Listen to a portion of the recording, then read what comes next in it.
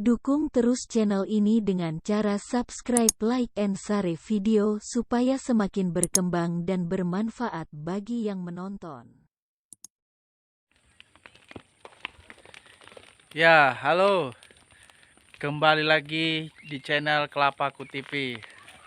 Halo guys, saya sekarang sedang berada di perkebunan kelapa. Nah, tapi kali ini saya akan banyak membahas tentang sabut kelapa yang ada di perkebunan kelapa, terutama di penjuru nih. Ini saya sekarang berada di parit 3. Nah, seperti ini. Kemudian di belakang saya ini ada sabut kelapa yang sedang dibakar. Ini diperkirakan panjangnya ada sekitar 50 meter lah nih. Tuh. 50 meter tuh. Ini sabut kelapanya pada dibakar semua, guys. Nah, padahal permintaan olahan dari sabut kelapa ini terutama di mana di Cina itu sangat tinggi sekali permintaannya. Ya, saya pernah menonton sebuah channel dari komunitas bisa ekspor, bagaimana potensi sabut kelapa yang ada di luar sana. Yuk kita tonton selengkapnya.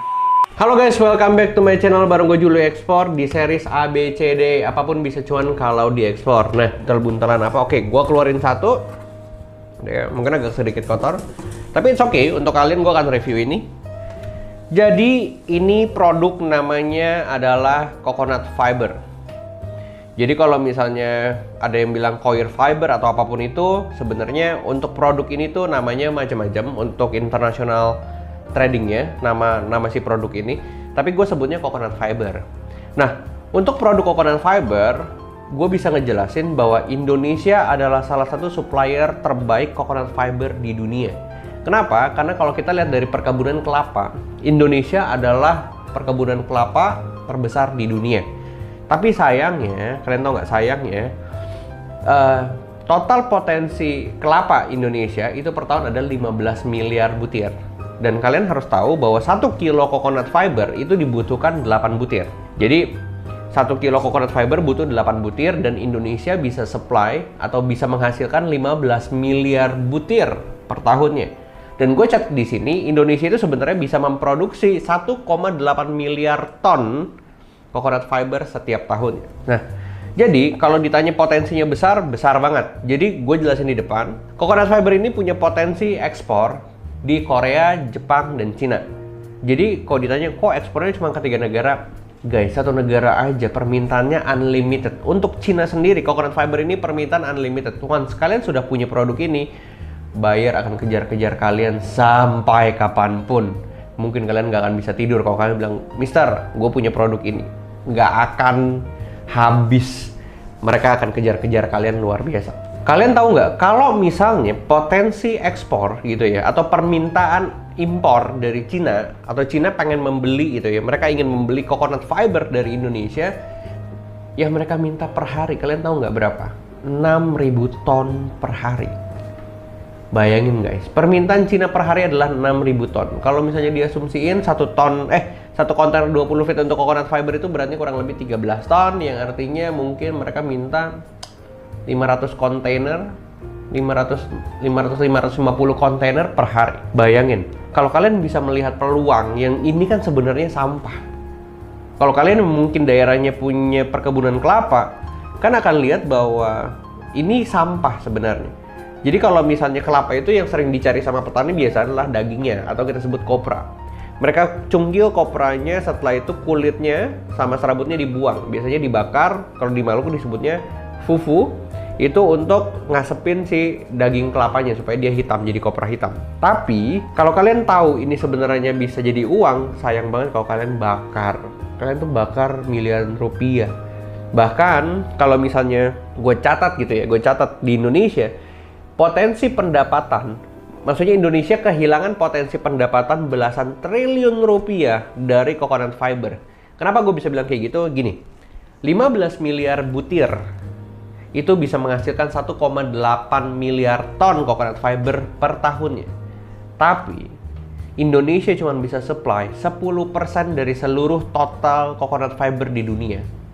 Sisanya 50% itu Sri Lanka dan Sri Lanka dan India. Padahal notabene kita tahu Indonesia adalah perkebunan kelapa terbesar di dunia. Jadi sayang banget kalau misalnya ini tidak dimanfaatkan dengan baik. Makanya teman-teman kalau yang daerah penghasil kelapa gitu ya, please jangan dibakar, please banget. Mendingan kalian olah si coconut fiber ini. Dan sekarang kita bisa melihat peluang ini, harusnya ya sedikit-sedikit keuntungan itu bisa kita ambil. Di luar kita bisa ngambil keuntungan, kalau kita bicara ekspor kita selalu bicara soal kontribusi untuk masyarakat sekitar. Kalau orang lain bakar ini jadi sampah, untuk kali ini dan kalian udah nonton video ini, kalian udah subscribe dan kalian udah like, kalian belajar ilmu-ilmu baru tentang produk-produk yang bisa diekspor dari Indonesia, please jangan dibakar lagi. Please jadikan ini sebuah potensi ekspor yang luar biasa, karena gue ngalamin sendiri, gue dapat keuntungan, gue bisa dapat uang banyak juga dari ekspor coconut fiber ini. Kurang lebih seperti itu di video kali ini. Semoga kalian paham dan kalian terbuka gitu ya pemikirannya, dan kalian bisa ngelihat bahwa pasar ekspor itu luar biasa dibandingkan impor. Ya, terima kasih kepada founder komunitas Bisa Ekspor yang telah menjelaskan potensi sabut kelapa.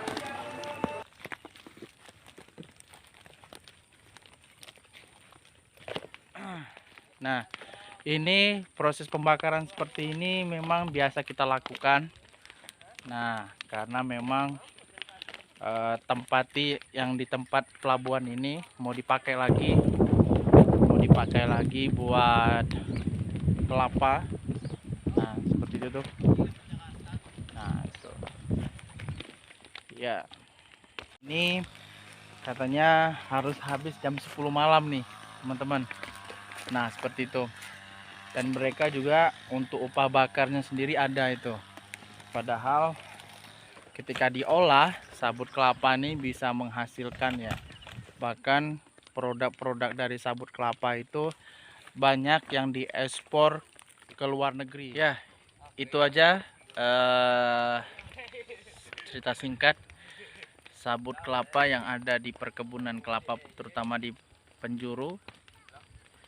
Ya, semoga video ini bermanfaat bagi yang menonton, terutama barangkali ada pebisnis kelapa atau tertarik untuk mengelola sabut kelapa yang ada di belakang ini, ketimbang harus dibakar seperti itu. Oke, tonton terus di channel kita Kelapaku TV. Jangan lupa subscribe, like, and share, karena dengan Anda mensubscribe, video ini akan terbit terus menerus menebar kebaikan. Oke, sampai ketemu lagi.